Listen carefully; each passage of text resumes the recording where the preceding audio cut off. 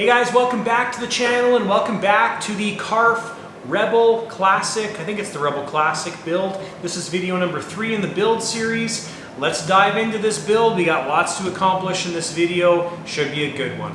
All right, so I've been racking our brains a little bit here on equipment placement. Number one, don't want anything up top here. We want to have that completely empty, completely clean. The goal is to have all the equipment down low or hidden ideally, and I'm wanting to try and utilize the underside of this space.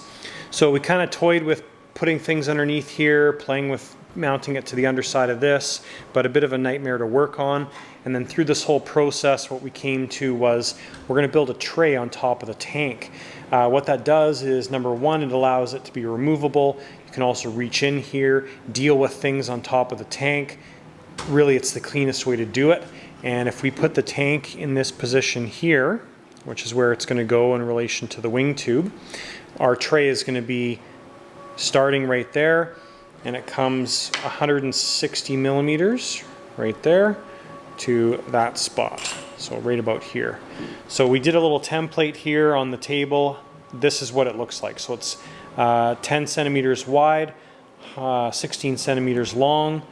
This is a 10 centimeter block right there. So that's what it's going to look like, but come just a little bit further. So what we need to do to mount that successfully to the tank is make some mounts that follow the profile of the tank that we can high sol together, and get that nice and solidly mounted. Now we are doing a couple special things here with the turbine. The data relay module is this version right here, so we do need access to the screen. So we wouldn't want to mount this underneath there because then you can't see the screen. So what we're going to do is, and at least right now, we're going to mount the Zycoi unit in the bottom there, and that's going to be a nice short run to the turbine. Our fuel pump is going to be mounted right here. So those two will be visible, but very, very clean and small. So happy with that. I think this is going to work out exactly like we planned. All right, so we've made our two mounts here. Now, one of the things that's really helpful in I find when I'm doing stuff like this is I kind of make a cutout that fits it, and then I just find a roll of tape that is the right radius, I guess would be the right way to say it, but that's why I keep so many rolls of tape. Well, I mean, and it's handy to have tape, but you can usually find the right size. So this roll of Scotch tape here actually matched the tank shape almost perfectly. So I made my templates from this roll of tape. So we've got our areas roughed up here where we're mounting it. This is what our tray or our plate is going to look like. So it's 10 centimeters plus 2 millimeters wide, and then about 160 millimeters long, and it's going to be just like that. Now I'm still debating whether I glue the brackets on and then glue the plate down, or do I make this removable. I don't think I'm going to make it removable, but I'm not 100% sure yet. I may put screws in here, but not super feasible to be able to get those out. Don't know yet on that. All right, so a couple final thoughts here for tonight before we shut her down. We have glued these in place, so our mounts were spot glued in place with medium CA, and then we went around them with some high sol. You can kind of see the shiny bits there, and got those all mounted. So those are curing. Of course, they'll be solid tomorrow. And what I thought about was how we're going to mount this tray. So we're actually going to do a notch in the back and screws in the front. So there will be screws in the back here, but there's going to be a U-notch in the tray. So that will slide underneath the screws, and then we will screw in the two corners on the front. So that's going to be a nice simple way. If by chance we do need to take this tray out, undo these two front screws and the tray will slide out no problem. So the actual piece of wood is over in the paint section, just getting primed right now, and we will come back to this tomorrow. All right, so we've got the equipment set up, figured out here. We'll pull this out so I can show you guys what we have sorted out. So there is our hidden equipment tray. So now it's fairly tight getting this in and out. If we had wires connected, wouldn't be possible. So what we've done here is we have slotted the back of this tray. So you can see there the little slots.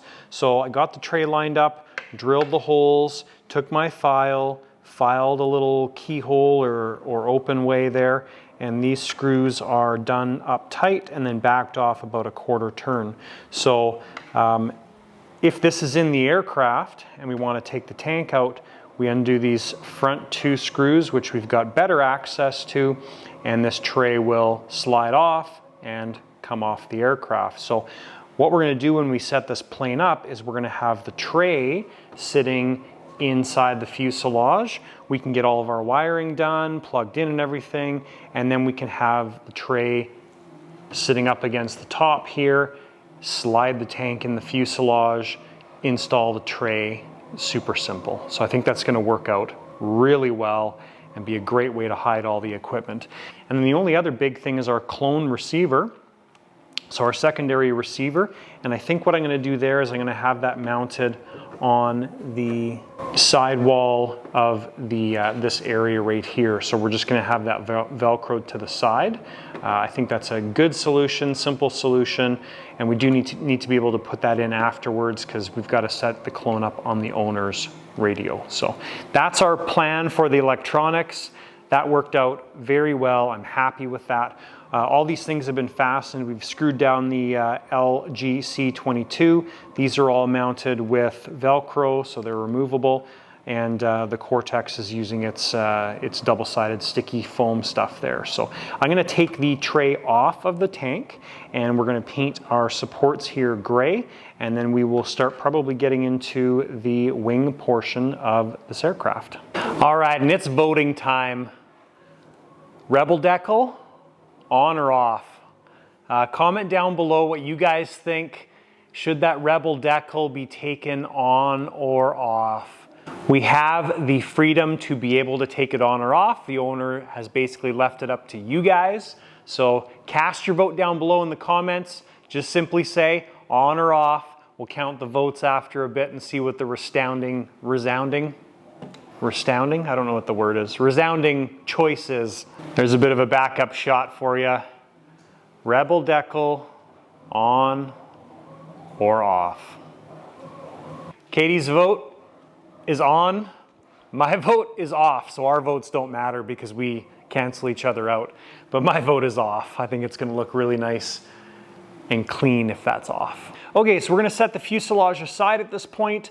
Over here, we're going to take all of our equipment from over there, move it over here, so we've got a nice big area to work on the wings. We're going to get our wings set up on this workbench so we can do the wings together and get everything set up together. All right, so we've cleaned up our bench, we've got our wings laid out, and we've got all of our hardware for the wings laid out here. So this is the wing package along with the servo mounts. This is some other stuff in this area.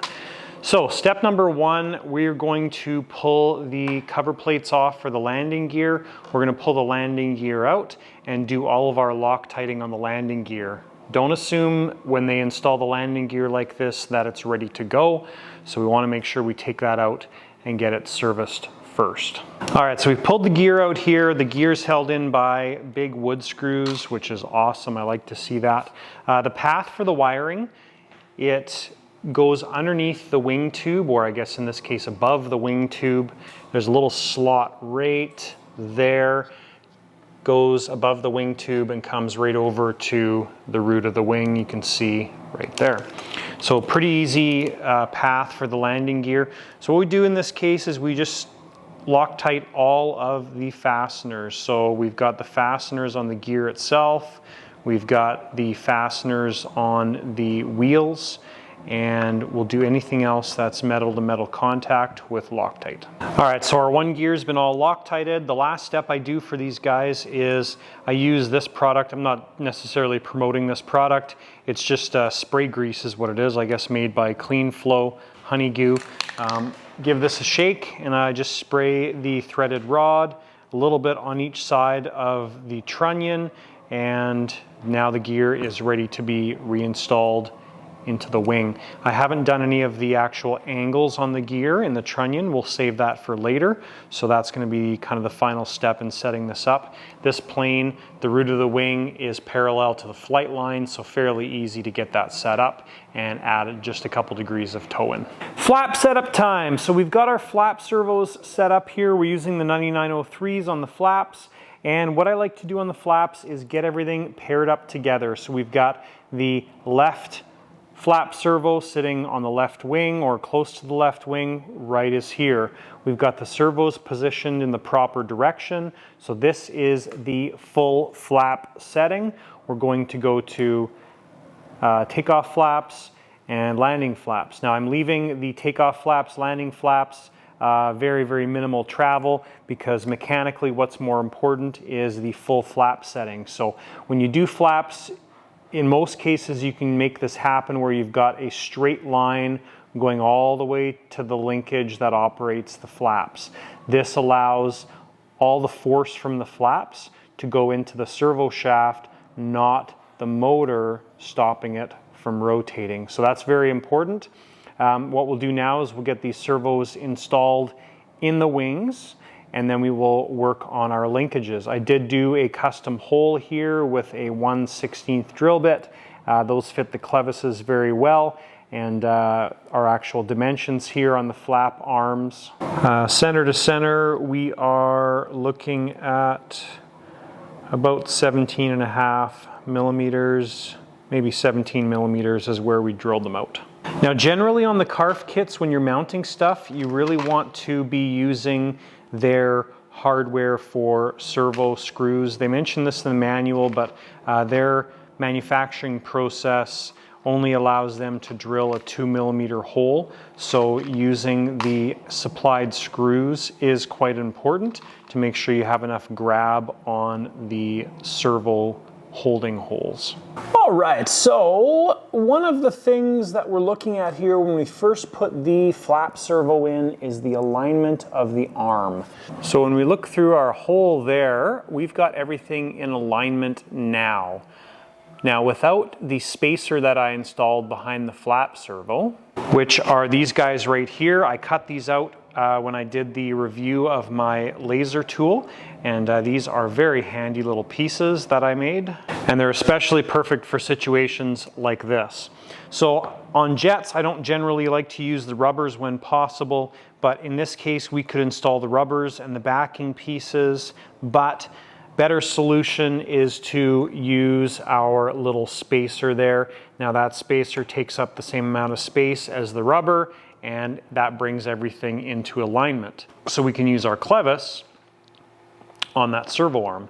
So we're going to pop that servo arm off now. We're going to put our clevis on the servo arm and then get our servo fastened into the wing.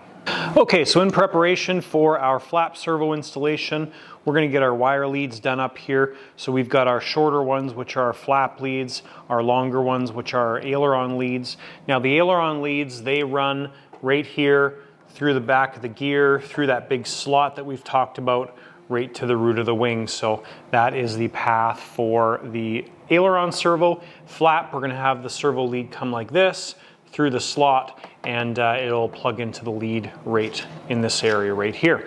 So we're going to get those guys done up, then we'll get our flap servos installed. All right, so what I prefer to use to mount the flap servos in a scenario like this are these screws that I pick up from one of our local hobby shops. These have a big head on them. They're a 3 millimeter Allen key. They're also big aggressive threads as well, which match the very large screws that come with the CARF kit. So good all-around screw, and makes a mounting scenario like this a lot easier because you're using an Allen key, and getting it in there is just so much easier than a Phillips head. And there's a shot right there of what they look like holding the servo in place. All right, so we've got the first flap servo set up here. Nothing's been tightened down or anything, but that's flaps off, obviously. Takeoff flaps right there. We're at 25 millimeters of movement, and max flap deflection that I've set up right now is there. Not sure about the angle yet, but that's what we've got. Probably maybe 80 degrees, 75 degrees. You can see the servo setup inside. So the linkage is straight, and that's what you're looking for. And then what happens here is when there's wind flowing over this flap, you'll notice that there's no servo buzzing. Okay, zero servo buzzing, because all of that force is going straight into the shaft of the servo. The motor's not actually holding the position. That's what you're looking for on a good flap setup. All right, so we've dropped the flap travel down a little bit. So all I do is we've got our zero flap position sorted out. Buzzing, no buzzing. And now what we'll do is we'll go to full flaps. So we hold the ruler at the 0 mark, full flaps, and just check it like this. So we can go a little bit more. We're at like 88. So we'll do one more turn out on the linkage system. So all I do is pull the linkage bolt out, add one more turn of length. And once we get that done, then what I'll do is I'll take my angle finder here and we set the angle on the flap. So what that allows us to do is then we can go back and we can set the other wing up at full flaps. So now that we've got our angle figured out, it's easier to set up the second wing. Okay, so we've got both of the flaps done up on the wings. Pretty happy with everything, the way it worked out so far. We've spent time measuring the travel here on the flaps, spent time going back to the angles as well, have done some continual adjustments on both flaps, and I think everything is balanced out perfect. We will do a final check once the airplane is together near the end of the build. So what we'll do now is we'll put our extensions on the flap servos. We ended up putting those on, taking them off so we could hook the servo back up. And then next thing we're going to start working on is our aileron servos. All right, so we are working on the aileron servos now. These are pretty simple, exact same match to the rudder as far as how it goes together. So we make the wood frames, get those all sanded down so they're nice and flat. There's usually little cutting pieces like this right there. Usually you have that on the bottom. So we took that to the sander, got it all nice and flat. Now the way this is organized is our output shaft is going towards the surface on the servo, so you can see it there. And we're doing the same thing we did on the rudder. So we've got a bit of an angle on our control arms and we're offset or off the center. So we're going to do the same thing and add just a little bit of an angle, probably a 1 notch again on that servo arm. And we haven't fastened any of that or plugged those in yet. So one is done and we're just working on the other one. Once we get this all set in place, we've already CA'd it with some medium CA, and then we'll go back and we'll do high sol just like we did on the rudder. So we'll high sol the structure to the plate, and then we'll also add a couple beads of high sol to the servo to lock that in place as well. All right, we've got both of our aileron servos set up now, and you can see there they are moving beautifully.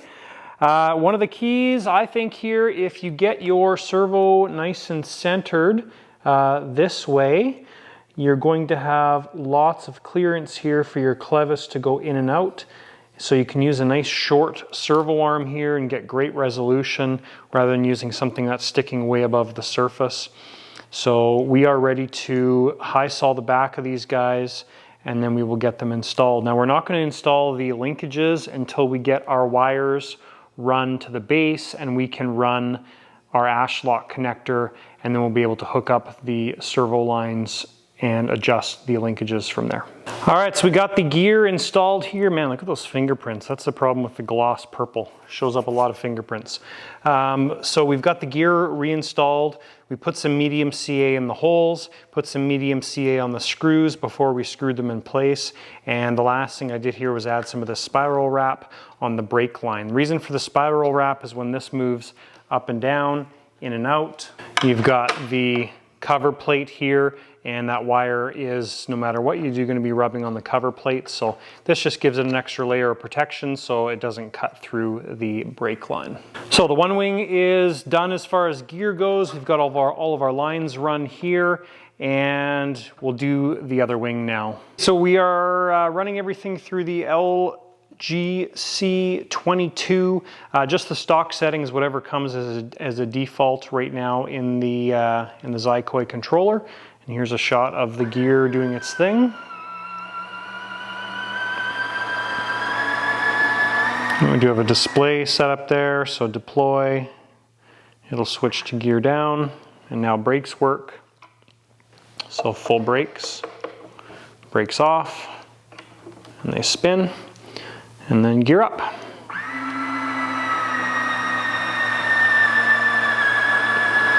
The fit on this Rebel's really nice. They have a nice shape here that follows the landing strut, everything perfectly. So very nice fit on the landing gear.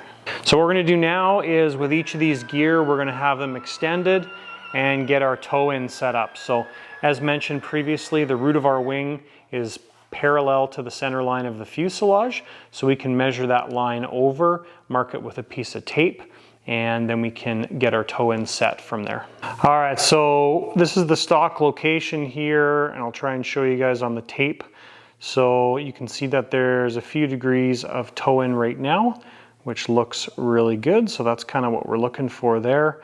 If it was parallel with the tape, it would be straight forward and backwards. So that's what you're looking for when you set these guys up. So we're going to undo our bolt down here, put some Loctite on it, and cinch it down nice and firm. All right, so we've done up both of our connectors here. We've got our wing connectors, an Ashlock 12-pin connector. Of course, we're using 10 of the spots, which is okay. Nice and simple, one connector. We've used snakeskin on this section as well. Also left it quite long, and the reason we left it long is so there's lots of room in here when you're putting the plane together. It'll be very easy to work with, and of course, you've got a big area in the wing to store all that in. So that's gonna work great. Fuselage side, we've used one of our through fittings here. This is a 6mm through fitting. We do have these listed on our website. We've got a long piece of shrink tubing over the wires, and again, our Ashlock connector on the fuselage side. So this is where that big opening is, so lots of space for this just to sit in the wing comfortably. So now that we've got access to the Aileron servo plug, now we can plug in our Aileron servo and get our linkage done up on the aileron for each of the wings. So this is going to be your standard CARF setup, ball joint one side, clevis the other side.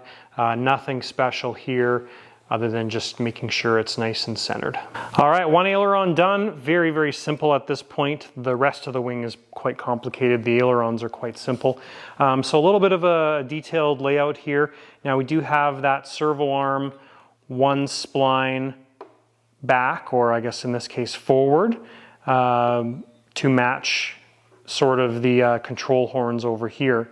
So what that allows things to do is creates a 90 to a 90 to here. So we mirror the linkage here to here. And when we go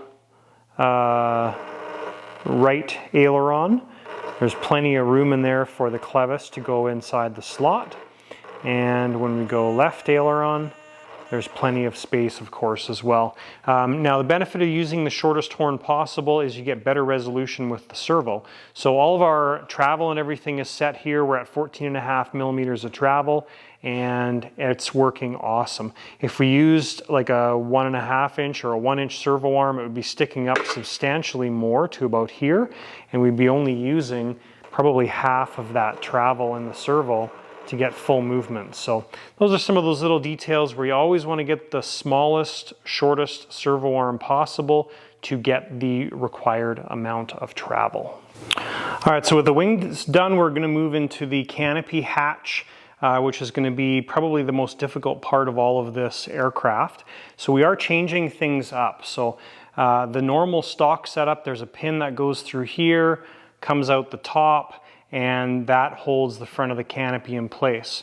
We're going to be installing a pitot tube in the nose of this aircraft, so a Jetty M speed sensor, which is this guy right here. And because of that, we are going to put a latch on the fuselage side right here, and that's going to replace the pin that pokes into the canopy. So fairly simple process in theory. This is pretty straightforward. This is going to take some lining up, but fortunately we've got an existing hole. We just need to get in here and actually grind this down enough to be able to get our latch installed. So that's going to be kind of the trickiest part of all this. I did drill out the front hole here, so obviously this tube is going in backwards, but just to show you guys, the pitot tube does fit in there. Now with the Jetty M-speed sensor, the way we set these up is you've got your red line and white line. We just eliminate the white line and we use the pressure inside the fuselage. So the only thing we run back to the M-speed sensor is the red line. Now because of that, you don't need these back holes exposed right above my fingernail. All we leave is just the little tiny tip of the M-speed sensor sticking out of the fuselage. So just the tiny little tip, so we get the airspeed coming in the end of it. I know people will have obviously varying ideas whether that works or not. It works great. We use it on lots of different aircrafts, and it works awesome. So it's just an alternative. If you don't want to run yours that way, have at her, do whatever you want to do. But we have good success running the Jetty M-speed sensor in this manner. All right, so hatch latch time. I wasn't exactly sure how I was going to accomplish this, but let me show you how I did. Or I should say, let me show you how I am. So fortunately, the Dremel fits perfectly in this airframe. I just took it really slow and ground out the lump of high sol and tube and stuff that was back here. So right now, there's no extra bumps or anything. It's just the fiberglass shell. We are very fortunate that our hole lines up to the canopy hole, so that's all perfect. So what I'm doing here is I took a BVM hatch latch, which is this guy right here, and sanded off the front edge because that front edge has to sit against this angled piece right here. Now our hole there is perfect for this size. The hole in the canopy is perfect. So if we get this lined up, comes through the hole no problem. Now of course when it's sitting in there, it's sitting down because our little tabby thing is pushing that down. So got this kind of lined up, did a nice center line there. We've got about our travel set up on this line. So I'm gonna sand this area out with the really fine Dremel bit I have. It's like a little diamond bit. And we're just gonna put a nice little slot that matches that black line as a first step. Okay, this is the bit we're using. Very fine little diamond bit with a nice point on it. So let's make our slider hole.